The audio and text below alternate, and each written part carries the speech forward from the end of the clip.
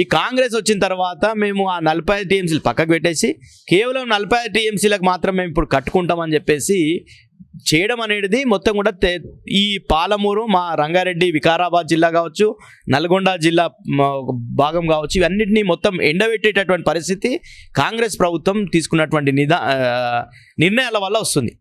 కాబట్టే మేమేం చెప్తున్నామంటే, మీరు ఏదైతే పవర్ పాయింట్ ప్రజెంటేషన్ చేసిండో అన్ని తప్పుల తడకగా పవర్ పాయింట్ ప్రజెంటేషన్ చేశారు.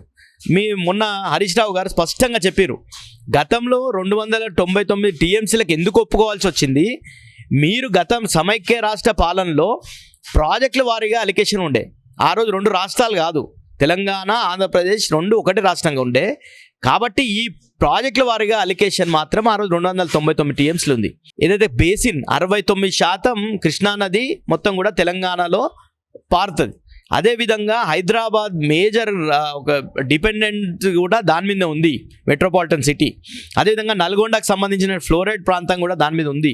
మా వికారాబాద్ జిల్లా, అదే రంగారెడ్డి జిల్లా కావచ్చు, వికారాబాద్ జిల్లా కావచ్చు, దాని మీద కృష్ణా బేసిన్లో ఉన్నాయి. కాబట్టి ఇవన్నీ అవసరాలు తీరాలంటే 763 టీఎంసీలు కేటాయించాలని చెప్పేసి మేము బీఆర్ఎస్ ప్రభుత్వంగా మా వాదనలు గతంలో ట్రిబ్యునల్ ముందర చేయాలనేది మా కంటెన్షన్.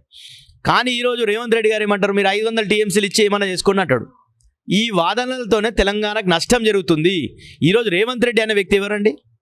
చంద్రబాబు శిష్యుడు, దాంట్లో సందేహమే లేదు. ఎందుకంటే ఎవరన్నా పార్టీల నుండి బయటకు వస్తారు. కేసీఆర్ కూడా చంద్రబాబును ఎదిరించి రాజీనామా ముఖం మీద కొట్టి పోరాటం చేసి బయటకు వచ్చినటువంటి వ్యక్తి కేసీఆర్ గారు.